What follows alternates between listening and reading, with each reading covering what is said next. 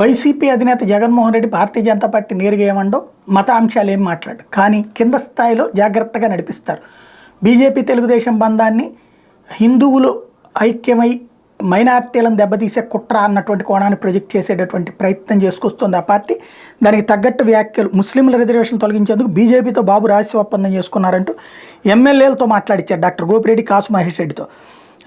ఇక వీళ్ళిద్దరు కలిసి పల్నాడు జిల్లాలో తాజాగా మీడియాతో మాట్లాడి తెలుగువారి ఆత్మగౌరవ నినాదంతో ఎన్టీఆర్ తెలుగుదేశం పార్టీ స్థాపిస్తే నేడు చంద్రబాబు ఆత్మగౌరవం తాకట్టు పెట్టారు. ఎన్ని విమర్శ ఒక ఎత్తు అయితే ముస్లింలకి అన్యాయం చేయబోతున్నారు వీళ్ళంతా కలిసి అన్నటువంటి పాయింట్ ఇక్కడ ప్రధానంగా హైలైట్ చేస్తున్నారు. అసలు పాయింట్ ఏంటంటే 7 అసెంబ్లీ స్థానాలు ఇప్పటికే ముస్లింలకు ఇచ్చారు.